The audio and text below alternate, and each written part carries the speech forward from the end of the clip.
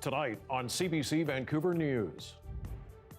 And we have now increased our assessment of the risk of spread. A new warning from the World Health Organization on coronavirus. Also. And we're appealing to the public for anybody who may have dash cam footage. The search intensifies for a missing New Westminster woman. And we've got lots of work to do. Progress reported in talks with Wet'suwet'en hereditary chiefs opposed to an LNG pipeline. This is CBC Vancouver News.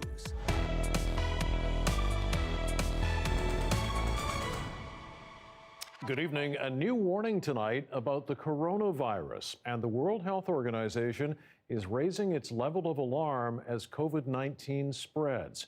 Fears about that have sent stock markets into a free fall. Tonight, word of 2 new cases in Canada. Here in BC, more than 1,000 tests have been done. Still, 7 confirmed cases. And now this from the WHO.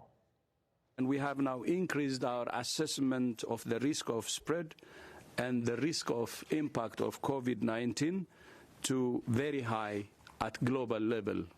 The virus is now in nearly 60 countries: Nigeria, Mexico, Lithuania, Belarus, the Netherlands, and New Zealand, all announcing their first cases today. And for the first time, South Korea's number of new infections surpassed China's. In fact, China reported its lowest number of new cases in a 24-hour period. Much of the spread around the world now is being traced back to outbreak zones in Italy and Iran. Well, the WHO is calling on countries to prepare and adopt aggressive containment measures. Their capacity to do varies widely. Health reporter Christine Birak takes a look at what factors are at play and who is most vulnerable. No one knows exactly how this coronavirus might take off in different nations around the globe, but experts say there are indicators. When we look at what countries are most vulnerable, it's clear that it's those countries that have the weaker public health systems in place. To his point, compare what's happening in Singapore versus Iran. Despite its ties and close proximity to China, Singapore is reporting far fewer cases than Iran. Experts say the strength of Singapore's healthcare system has allowed it to react quickly. Containing a virus requires early detection, isolation and treatment of sick patients, and tracing contacts who may also be infected. So there's several countries in Africa that don't have that ability to test. There may be cases already, and if you don't have that ability to test, it becomes really hard to respond to it. The World Health Organization has identified 13 vulnerable African countries, including the Democratic Republic of Congo and Algeria. Airports on the continent are screening passengers and lab tests are arriving. But some of those nations are dealing with Ebola, measles, and other outbreaks. An influx of COVID-19 patients, especially severe cases, could overwhelm hospitals. But experts say the SARS virus did not take hold in Africa, and COVID-19 may not either. We've seen a few cases here and there, but we're not seeing the widespread transmission that I think we were all concerned would happen. There's also cautious optimism about South America.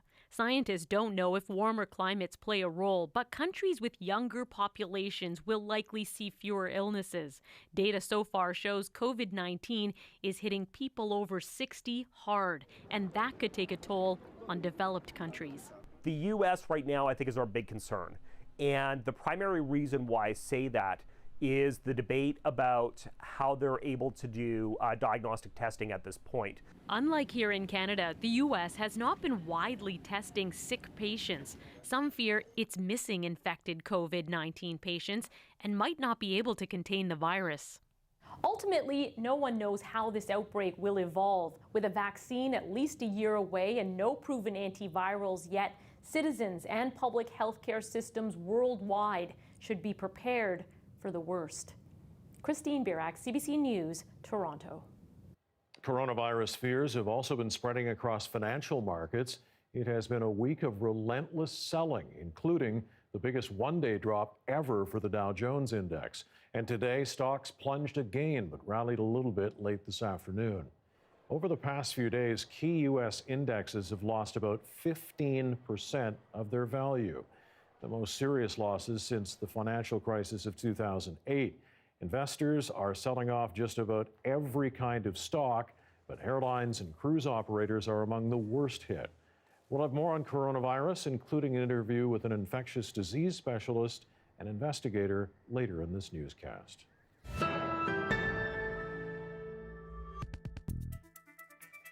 Still no sign of Nirla Sharma tonight. The 44-year-old woman vanished from her home in New Westminster early Monday morning. We've now learned charges have been laid against Sharma's husband for allegedly threatening her last month. But as Deborah Goebel reports, the family is asking the public to focus on the search, saying the charges are completely separate. It's day 5 of the search for Nirla Sharma. 5 police detectives are assigned to the case. As many as 20 others in the New West Police Department are trying to find out what happened to the 44-year-old mother of 3. Search and rescue teams have been out looking, and her family is not giving up hope. Hopefully in the next few days that something comes up and we know where she is, and she comes home and all of this just stops. But clouding the disappearance are charges that have been laid against Sharma's husband. Rishi Sharma has been charged with 1 count of uttering threats to cause death or bodily harm against his wife on January 25th. We totally understand how it could look. We're not ruling out foul play, but we're not at a place right now in the investigation where it's gone from missing persons to a criminal investigation. No one from the family responded to calls today, but in text messages last night to the CBC, Vanessa Sharma insisted the charges against her father have absolutely nothing to do with their mother's disappearance. She wrote, "Look, I'm going to tell you what I've been telling everyone else. We will not be talking about any charges against my dad. It has absolutely nothing to do with my mom's disappearance. Nothing at all." She goes on to say, "It's completely separate. My dad loves my mom more than anything in this world, and for him to be put on blast like this isn't okay at all. It's no one's business." The conditions of Sharma's bail originally ordered him to not be within a 2-block radius of his immediate family members, to abstain from all alcohol, and to have no contact with his wife or children. But a variation was granted today, allowing him to contact his kids over the phone or social media. Police say there's no indication Nirla Sharma was suffering from depression or had mental health issues. Yeah, all the different variables are factors that we need to consider. You know, what was her background, what is her background, what was her state of mind, and who are all the different people involved in her life. So again, it's a missing persons investigation. We're not at a criminal investigation stage, but we're definitely looking at the background of everybody. Nirla Sharma was last seen when she went to bed at home in New Westminster's Queensborough neighborhood around 9 p.m. Sunday night. She was reported missing when she didn't show up for work on Monday morning. She's considered to be a high-risk missing person because her disappearance is so out of character. Deborah Goebel, CBC News, New Westminster.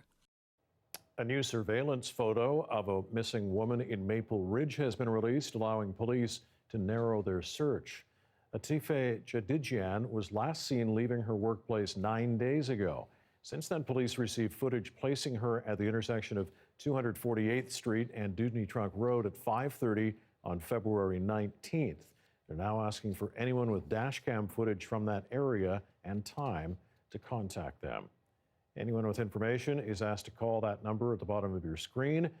Jadidian is 40 years old, Middle Eastern, 5'5", 137 pounds, with shoulder-length brown hair and brown eyes. Jadidian was last seen wearing a light gray puffy jacket, dark-colored pants, a blue striped shirt, and dark brown boots. The man who pleaded guilty to beating an 87-year-old woman to death after breaking into her Vancouver apartment was sentenced to 18 years in prison today. Nicholas Dwayne Wallace was 23 years old when the body of Elizabeth Poulin was discovered by a relative. Wallace was arrested 2 days later and charged with second-degree murder. Wallace will serve 16 of his 18-year sentence after credit for time already spent in custody. Well, optimism and hope are in the air tonight on day 2 of meetings between Wet'suwet'en Hereditary Chiefs and senior ministers from Ottawa and BC. But progress is slow on breaking the impasse in the Coastal GasLink pipeline dispute. Our Chris O'Neill-Yates is in Smithers covering the meetings which could lay the foundation for Canada's relationship with Indigenous people moving forward. If anything, the pressure has grown. After 3 hours of face-to-face meetings yesterday, federal and provincial ministers arrived for a second day of talks with the Wet'suwet'en hereditary chiefs. Good morning. It's an exciting day. And it feels like a good day too. They know they have a steep hill to climb. The chiefs and Minister Bennett and myself have come in with an open heart, an open mind, and we're exploring the art of the possible. And I think that's promising. Minister Fraser and I have been delegated by the Premier and the Prime Minister to do this work, and that's why we're here, and that's the work we're going to do. This territory is at the heart of this dispute that's engulfed the country. Coastal GasLink's $6 billion natural gas pipeline is supposed to run through it. Some Wet'suwet'en hereditary chiefs oppose the project, but most elected band councils support it.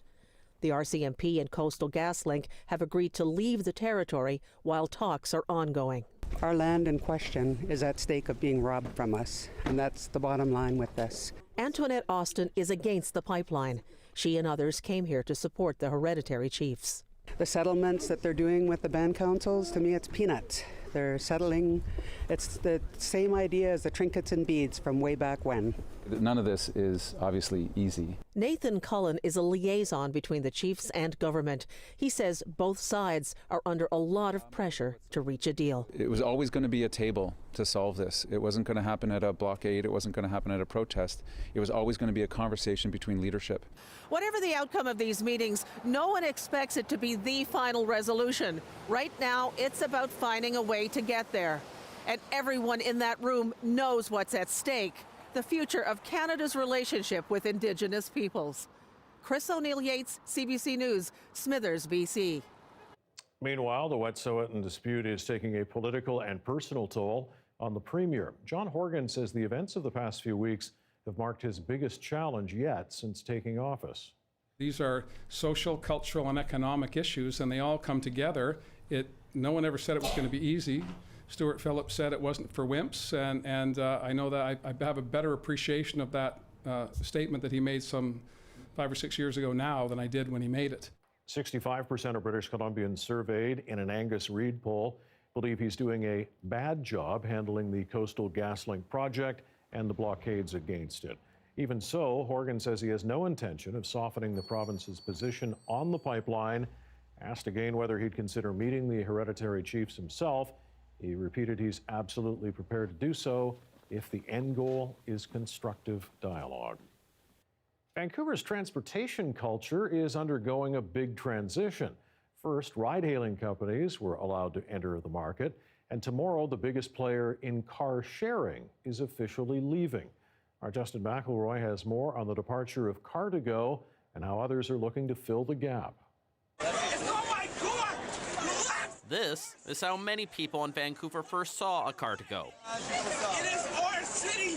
Launching in June 2011, the company's distinctive blue roof smart cars quickly became popular, arguably the most visible of companies in what became known as the car-sharing capital of North America.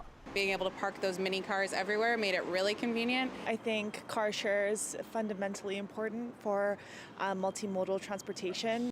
But in December, Car2Go announced they would leave every North America market despite its success in Vancouver. And after months of reducing their fleet of 1,500 vehicles, Saturday is the last official day. Car2Go leaves Evo as the only one-way car-sharing company left in the region. And the question is whether they can fill all that demand. There was a lot more Car2Gos in my neighborhood than ever Evos. It's sad to see Car2Go go, but Evo is definitely going to get a lot more busy. It's part of the reason Vancouver Council passed a motion giving Evo a 35% discount on parking fees for the rest of the year, so people can keep parking at meters for free.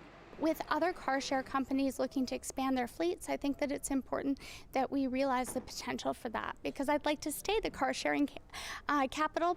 But a big challenge for Evo is convincing skeptical Car2Go users of one thing. The app is terrible. A big reason why EVO is going offline for 12 hours this weekend in an attempt to fix it. We had some constraints with our technology even before, but as Car2Go has exited, we've doubled down our investment in making sure that our app and the technology behind it is less buggy and allows people to have more convenient and seamless access to vehicles, especially during peak times where we have trouble sometimes now.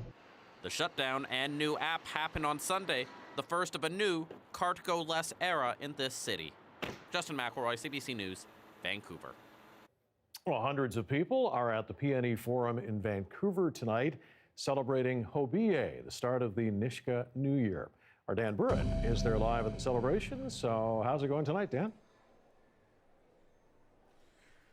Mike, we are just about to start the grand entrance, and once it begins, we're going to show you it live. It is quite a scene. Hundreds of people here have packed the PNE Forum, as you mentioned, for Hobiye, the beginning of the Nisga'a New Year. It talks about the waxing crescent moon, noting that waxing crescent moon, and how that is a sign for the coming harvest. Organizers here tell us that it's not just those who are of Nisga'a ancestry, but many other groups and indigenous nations, including the Squamish, the Tsleil-Waututh, and the Musqueam, who call Vancouver home. And this is an amazing celebration.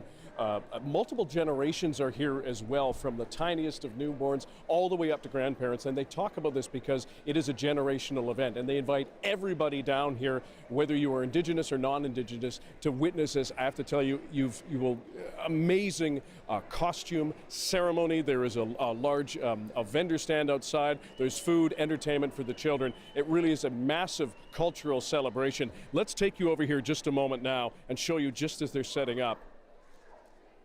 And you'll see the beautiful regalia and the costumes as well. And this is the setup right now. You'll see some of the masks. And this is going to go on for some time. This is one of the biggest events as part of Hobiye, is what's called the Grand Entrance, and it brings everyone together. Everyone is welcome to walk in like this. And they also recommend that anybody who feels in the spirit that wants to dance can do so. It's going to be quite an event. And again, hundreds of people here, all waiting with their cell phones out, waiting to see when this is going to begin. As you can see, they're just staging right now.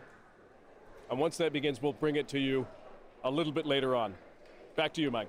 All right, Dan, look forward to it. And Burritt live at the PNE Forum tonight.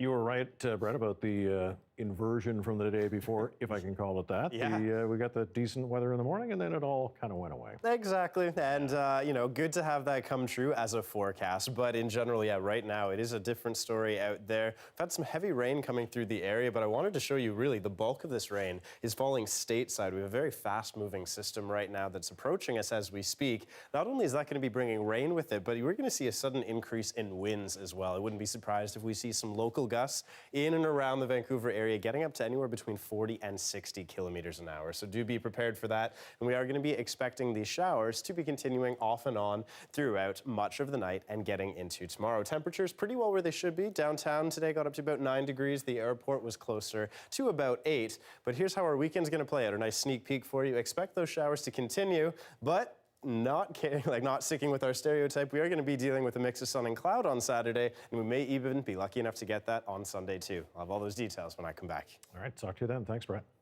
And a quick reminder, you can watch this newscast live on CBC Gem. The free app is also where you can find other CBC programs. And CBC Vancouver is also on Facebook, YouTube, and Instagram. Well, it happened 10 years ago today. Coming up, remembering the golden goal from the Vancouver Olympics.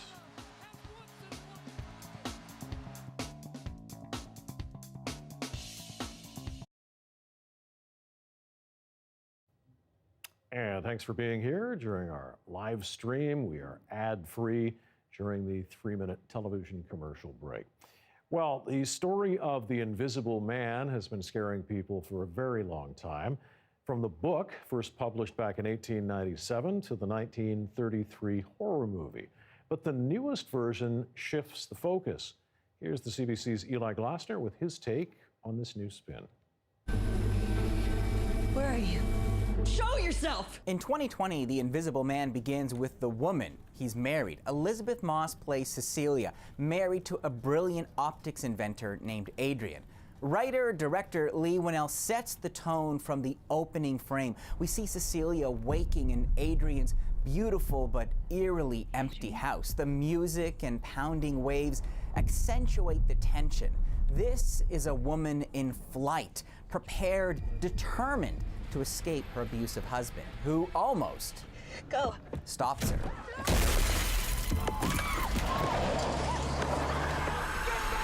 In the days after staying with her sister's friend, Moss shows us the effect of the abuse. She's hollow inside, still recovering from the ordeal. And then she gets the news. Adrian's dead. What happened to him? He cut his wrist.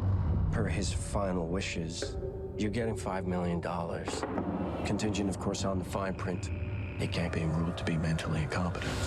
In this monster movie, the biggest special effect is our mind. Even with Adrian's death, Cecilia still suspects she's being watched. And this is where the director pulls back and lets the empty spaces do the work for him. At first, the signs are incredibly subtle. An exhaled breath, the sheets being pulled back, an impression on a chair.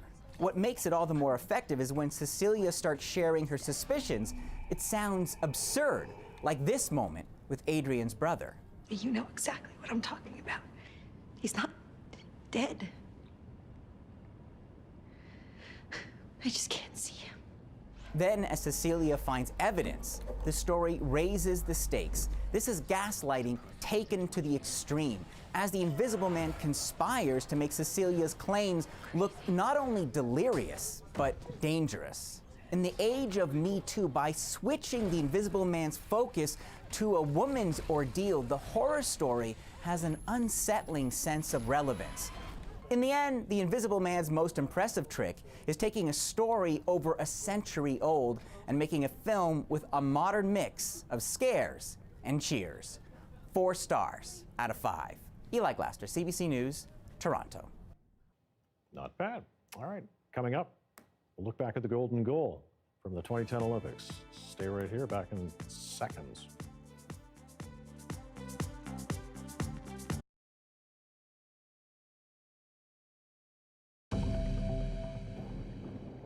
.21 on this Friday evening. There's a live look from the PNE Forum tonight, where Hobiye celebrations are underway. They're celebrating the beginning of the Nisga'a New Year, and this is the highly anticipated grand entrance.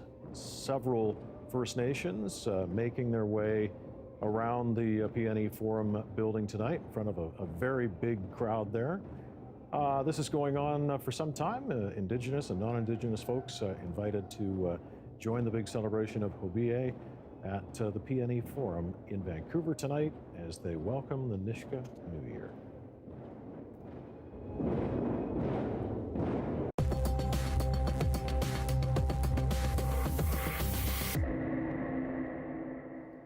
Well, it was the shot that kick-started celebrations across the country and even around the globe. Canada's men's hockey team capturing Olympic gold in 2010 in a nail-biting overtime win against Team USA. The golden goal is burned into the memories of everybody who watched the action that day, including officials, organizers, and of course, all the players. They spoke to CBC News on this, the 10th anniversary of that unforgettable moment. Sidney Crosby can't bust in. Up with it again. He's on the ice with a Ginla. Scoping! Sidney Crosby! The golden goal! It was a hard-fought, fairy tale ending you had to see to believe. And it happened in a split second.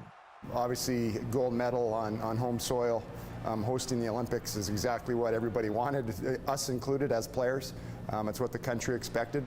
Great expectations elevated by a somewhat shaky start in the preliminary rounds, which saw Team Canada struggle to find its rhythm. It's a tough competition. I mean, it's a short amount of time where you have to, come together as a team and peak at the right time. The team had 2 wins under its belt when it was dealt an embarrassing blow, dropping 5-3 to a then undefeated Team USA. We were slowly getting better and better, and our goal was to just keep progressing and playing more and more sound as the games went on. It was only after crucial wins against Germany, Russia, and Slovakia that Canada's Olympic performance seemed to turn a corner. You saw Canada just starting to get into this groove. We're like, okay, now we're starting to see the Team Canada that we expected. It really set us up for, a position where we really could be, a hero to cap off a great games or sort of put a bit of a downer on it. With the team firing on all cylinders, the stage was set for a rematch, a shot at redemption. I remember not really sleeping that night, kind of just being anxious and wanting to, get on with the game. This is about as nervous as I'd been for a game. Compare it to playing in obviously a Game 7 in a Stanley Cup is a similar type of nerve situation. Canada came out strong, scoring 2 goals by the halfway mark. Only to have the U.S. claw back, scoring midway through the second, before pulling their goalie in the third period. I remember just the feeling that, we're going to score. It just kind of felt that way. With 30 seconds left, Zach Parise did the unthinkable, beating Roberto Luongo, sending the game to overtime. That was probably the most nerve-wracking intermission, I think, in all of Canada. With Olympic gold on the line, both teams came out determined. It was anybody's game. But Sidney Crosby and Jarome Iginla got something going. I think they sort of lost it at the blue line. It went into the corner. The puck was shot, sort of pushed along the wall, and it was around my feet area. You can kind of see the play develop rather quickly, and then once he released that shot, you kind of knew it was going in. And with some 26 million Canadians tuning in, Crosby struck gold in a moment that still sticks with him. As a kid growing up, you dream of scoring, goals like that. So for it to happen in Canada and the way it kind of unfolded, I think definitely just, probably happiness comes to mind. Sidney Crosby, the golden goal, and Canada has once in a lifetime Olympic gold.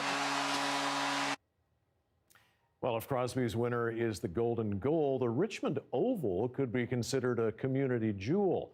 Once the long track speed skating venue for the Olympics, it's now a hive of activity for future athletes. Karen Larson visited the Oval with President of the Canadian Olympic Committee, Tricia Smith, to see the impact it's having in the city. So Tricia, when you look back at the 2010 Olympics, what did Canada gain from hosting those games? It was a game changer. It brought the country together like something I've never seen. I think everyone can remember where they were when Sidney scored his golden goal. I can remember looking at the lineup of everyone waiting to go in and buy their Canada gear. All of a sudden, people started singing, "Oh, Canada." Yeah. The sport brings people together like nothing else. The goal has been set of becoming the best sporting nation in the world. So how does Canada get there?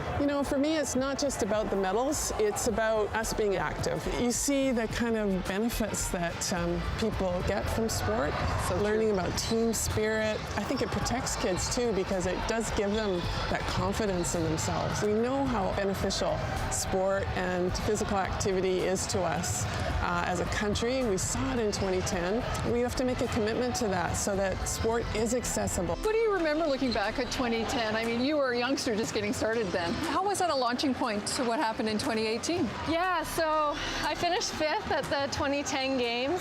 I think I just used that to kind of fuel my fire for 2014. I finished 2nd, and then 2018 where I won gold. So for sure it was like an important stepping stone in my journey. I remember when I retired, I'd go to the gym and you could see people around you competing with you. They would go. I was saying to Karen, my goal now. I don't know what you're talking about. I've never had that.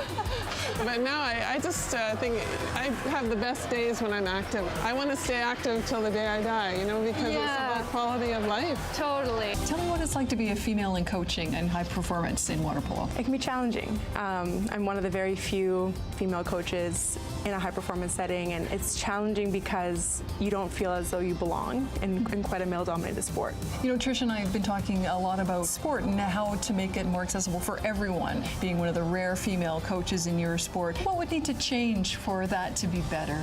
I think there needs to be more opportunities for women to see other women coaching. Coaching has been one of the tough ones to get into in terms of recognizing that diversity. And so we are trying to do a lot of work with that in terms of mentorship programs. And sometimes you go into these situations and you think you're going to change the world, and they're not very welcoming. So Tricia, what would you like to see in the next 10 years? You know, we all know how valuable sport is. Let's make an investment and become one of the world's top sporting nations and active nations. Sounds like a great idea. It's where I want to live.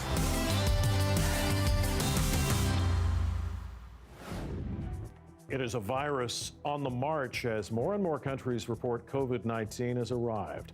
Coming up, we sit down with a UBC doctor who is helping the World Health Organization deal with the crisis. He answers some of your questions next.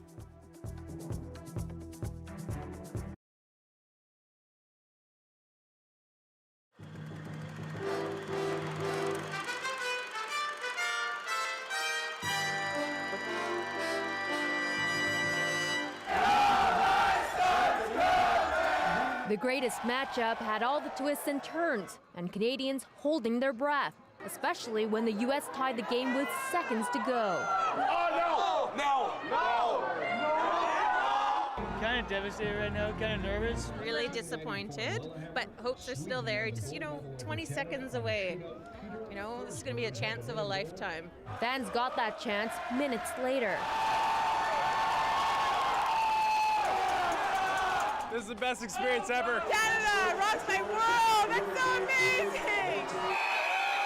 A strong finish to the Olympics after a shaky start. Canada didn't come close to owning the podium, but our athletes broke a Winter Games record, winning 14 golds and making our best athletes household names. Our goal for these games was to end at a place that a Canadian Olympic team had never been to at an Olympic Winter Games. And we believe we've achieved that result. It's a result that has Canadians cheering. The silver and bronze is something to be proud of, but the amount of gold that we've achieved it's going to be in our hearts for the rest of our lives. They're starting a little bit slow, but they finished off really strong. And Canadian athletes will continue to excel if the Olympic Committee has its way. We want to see Canadian athletes supported at the highest level. We owe it to our great athletes, our coaches, to national federations, and all Canadians. And that may be the Olympics' biggest legacy. Justine Ma, CBC News, Vancouver. The moment the country shook was the moment our confidence crystallized, with more gold medals under our belt than anyone else, and streets barely able to contain the crowds night after night. The hospitality, the volunteers, everyone did everything. Every night, like when we come downtown, everyone's really spirited and you see all the fan support. Over at the Olympic Flame, people were savoring every last moment until, without any fanfare or any notice, the cauldron simply went out. The flame went out, but I realized the majority of the people around me didn't even see it coming. But the Games had its fair share of problems. The tragic death of a Georgian luger, a malfunction at the opening ceremonies, uncertain weather at Cyprus, and protesters. But the International Olympic Committee applauded Vancouver today. Everything from the venues to mammoth television ratings. By day 15, 99% of Canadians had watched some of the games. But there was one standout. There's this extraordinary embrace of the entire city of the Olympic Games, something that I have never seen on this scale before. The Premier, too, beaming. There's going to be a legacy, all right? The legacy is going to be more support for sport. It's going to be Canadians deciding that we can do just about anything we want together. A sentiment shared by politicians and the public. Ever since that torch came to town, this city's been built for this.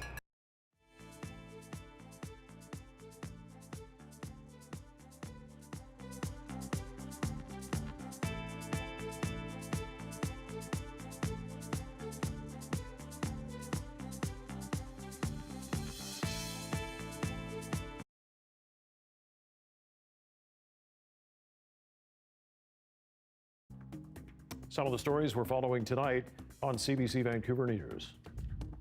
Specifically, if anybody has dash cam footage from overnight Sunday night into Monday morning, driving around Queensborough or even over the Queensborough Bridge, that would greatly help our investigation.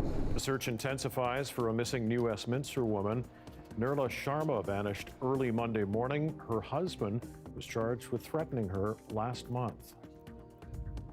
We're not anywhere there yet, but we're certainly in the right direction. So I remain cautiously optimistic for what it is. Progress being reported on day 2 of talks between government officials and Wet'suwet'en hereditary chiefs opposed to an LNG pipeline in northern BC. And we have now increased our assessment of the risk of spread and the risk of impact of COVID-19 to very high. A new warning tonight from the World Health Organization about coronavirus.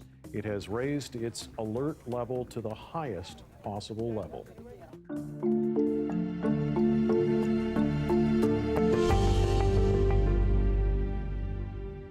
The financial markets took yet another beating today on fears of a global pandemic. And in a sign of how big business sees the risk from COVID-19, today Amazon announced it's pulling back on non-essential employee travel, all of it. That's nearly 800,000 workers putting trips on hold, including within the U.S. Ernst & Young is going further, asking its 250,000 employees to cancel all in-person meetings involving more than 25 people. And then there's CBS's travel-based reality series Amazing Race. Production of its 33rd season is now suspended out of what it calls an abundance of caution. Well, to help us understand some aspects of coronavirus, we spoke to Dr. Srinivas Murthy, an infectious disease expert at BC's Children's Hospital at UBC. He's just returned from emergency meetings at the World Health Organization in Geneva, Switzerland. I asked him why airports aren't screening for ill passengers arriving in Canada. It's difficult to screen because we don't really know what to screen for.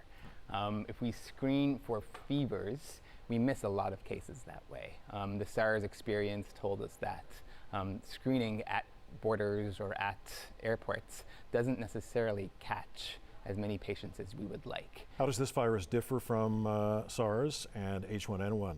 It's very similar to SARS in that it fits into the family of viruses called coronaviruses. It's different than influenza. Influenza is a different virus altogether.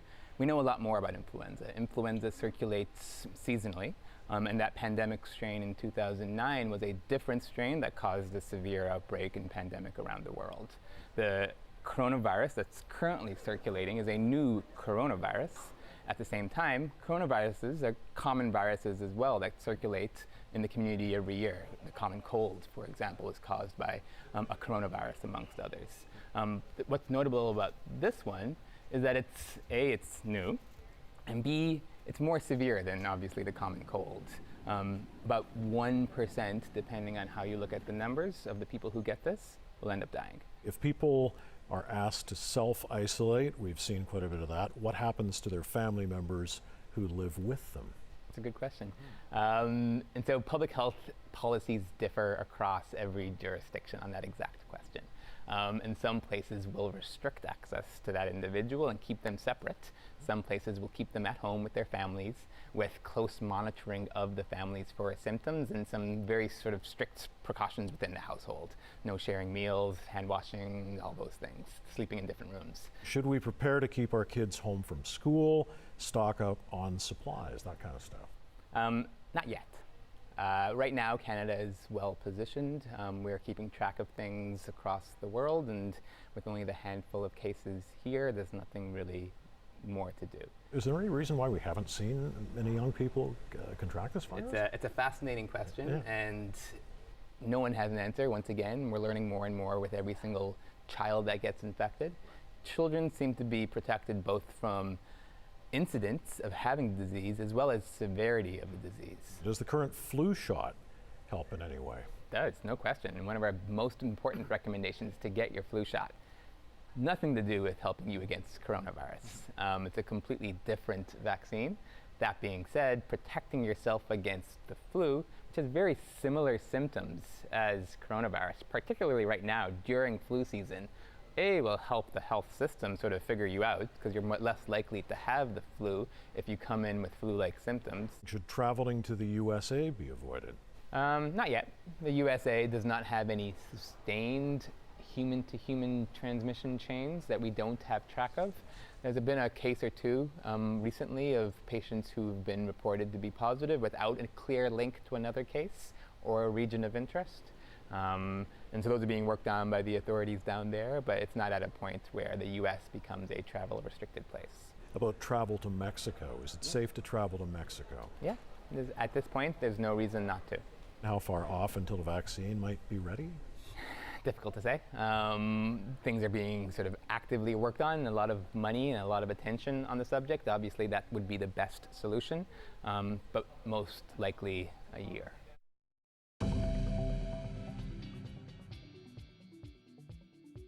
Should mention those questions came from Facebook Live watchers at about 3 o'clock this afternoon. We took questions for about half an hour, and if you want to see the whole thing with the infectious disease expert, it is on, of course, Facebook. Well, it is just coming up on 6:40. That's a live look at Victoria tonight. Rain in the forecast, but it's not all bad news. Brett's here with your weekend forecast next.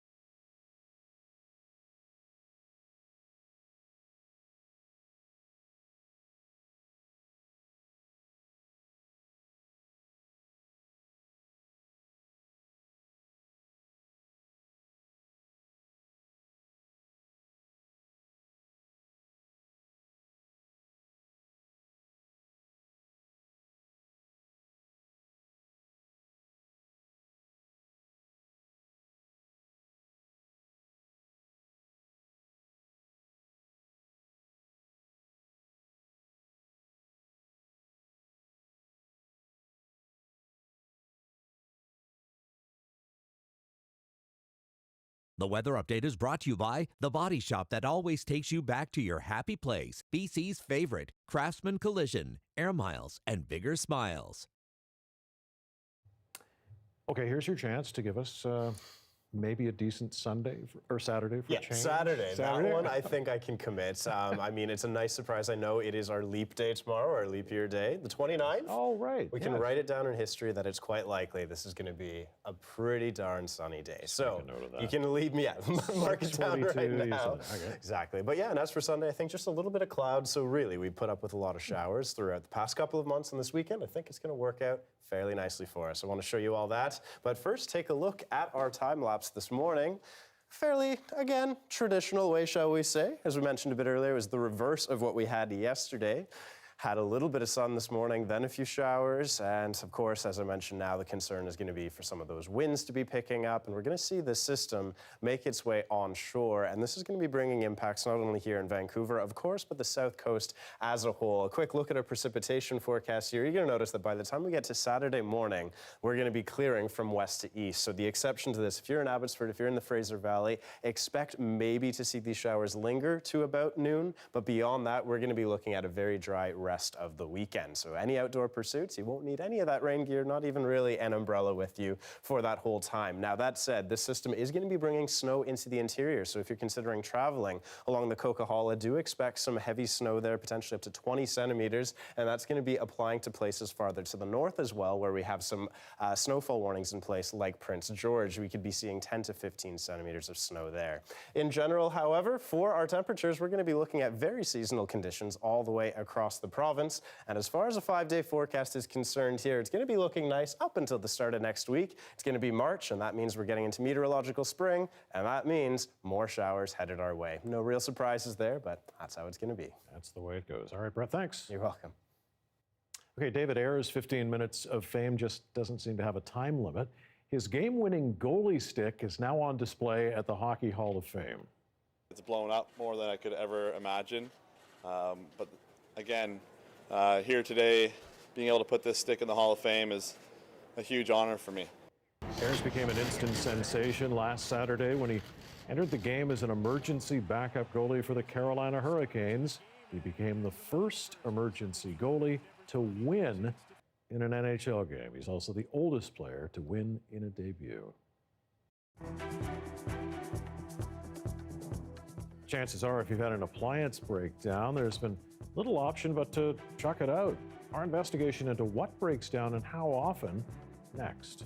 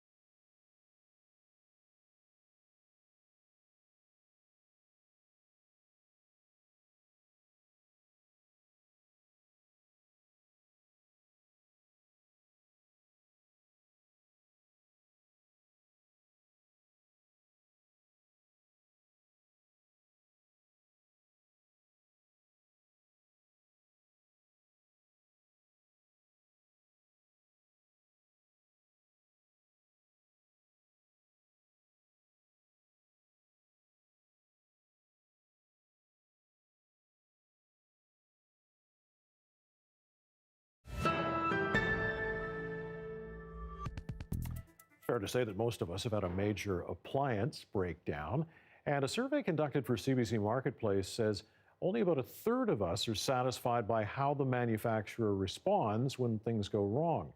That prompted a deeper look at how long appliances are lasting and how hard it is to find parts when they break. Here's David Coman. You're shopping again. This is the expense that I do not want to get to. Mehul Dalakia is shopping for a fridge once again. His died after just 6 years, and he couldn't get the part to fix it anywhere. It is bad. Nearly 1 in 3 Canadians we surveyed say they've had an appliance break when it was less than 5 years old, though the association representing appliance makers sees things differently. Our data shows, and it's been relatively unchanged over the past 2 decades, that the average lifespan is about 10 years for appliances. Do you believe that? No. They don't last. They're not as good. They don't last, no. One big reason Canadians told us is how hard it is to find parts, even for relatively new machines.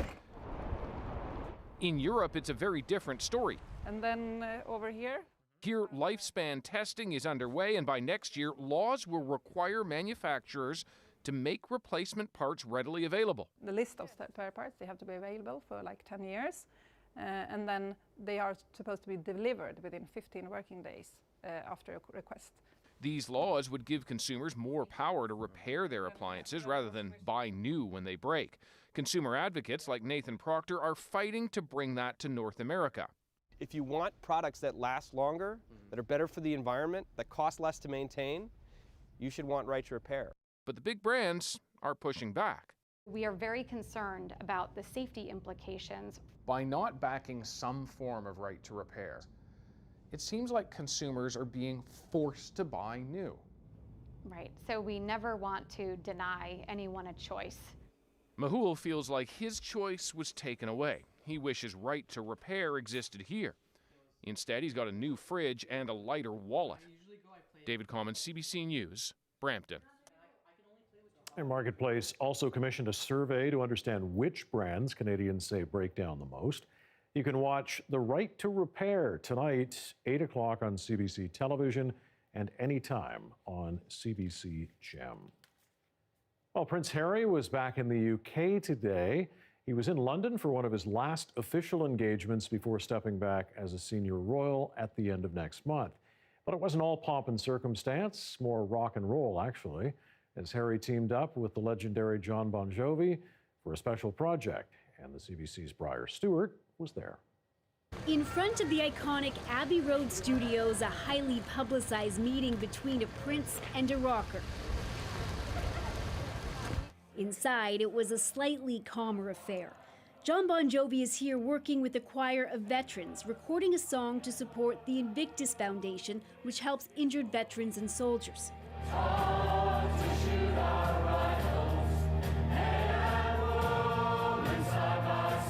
The prince, who only recently returned to the UK, is making a number of appearances over the next week and a half. That was awesome. You didn't even need him. For Prince Harry, today was all about the Invictus Games, but there continues to be a lot of attention on just what will happen next month when he and Meghan step away from royal duties. Even Bon Jovi joked about Harry's pending status change, saying he could refer to him as the artist formerly known as Prince. None of us in America especially know what it's like to walk in their shoes, but our admiration for his family, whether it's his brothers, fathers, grandparents, is deep. After March 31st, Harry and Meghan will no longer do official engagements on behalf of the Queen, and they can't use the Sussex royal label. There's also this question about, can a royal ever cease to be a royal? And Prince Harry is a blood-born prince, so it was ever thus. While royal watchers say it hasn't been the smoothest of exits, those connected to the couple through their charities don't think much will change. Major Andy Kerr has served in the military for 36 years and is now an Invictus athlete. What he has done is he's shone a light on the amazing individuals that are part of the Invictus team, and their resilience and their ability to get over adversity and crack on as normal. And the veterans believe that commitment will stay the same, even if Prince Harry's royal role does not. Briar Stewart, CBC News, London. She calls herself Victoria's quirky cat mother and the solution to the rat problem. Meet drag artist Vivian Vanderpuss next.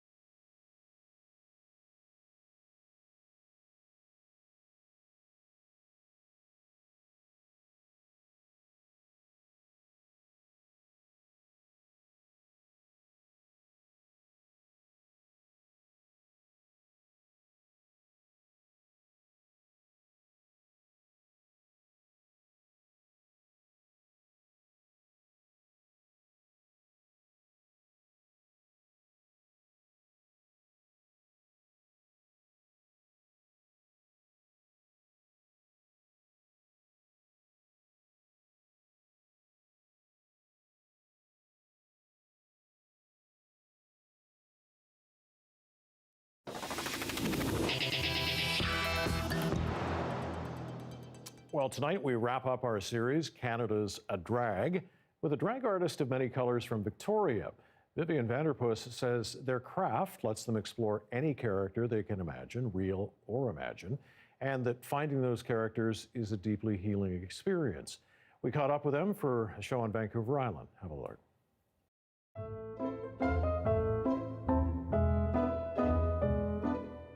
Drag to me is living the fantasy. Sometimes I want to be the most beautiful woman in the world. And then sometimes I want to look like a swamp monster.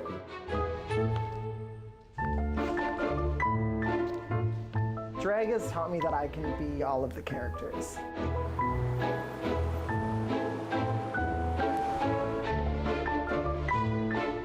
My name is Vivian Vanderpuss, and I'm from Victoria, BC. My transition into doing drag, it was like a very slow transition. It started with my love for like vintage clothing and then my love for vintage women's clothing. It was me sitting on my bed with the fur coat on and the clip-on earrings and, you know, talking about my ex-husband, Donovan, which I don't have. The Marydale Showdown was my first, like, real big drag show here. I just saw the diversity and I saw, like, the incredible talent, and I just knew that, like, that is what I wanted to do. I studied photography in college and I've painted all my life. So drag was kind of like a culmination of everything that I was interested in. The Vanderpuss and Vivian Vanderpuss came from the idea of like a bougie, divorcee kind of, you know, Vanderpump kind of thing, combined with my adoration of cats. My drag persona started more with a female character, and then as I've progressed and explored makeup and costumes and all of that, it's really expanded to more of a fluid character. Drag has opened up things for me emotionally that I didn't know that was there. Growing up queer, and it's probably less now, but I think you have a certain level of self-doubt and loneliness that's kind of unique to the queer experience. It's like 95% of it for me was that it's the little voice in my head that said, no one's gonna like you. And like if you tell them this story, because that's very much the narrative that we're given.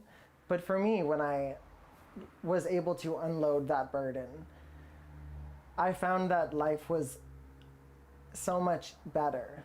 I'm doing Florence and the Machine's cover of Stand By Me, and when I hear it, it gives me the emotional response that I'm not alone, and I want that for the audience. Because I think as a performer that's performing to youth, it's in some way my responsibility to pass that message on.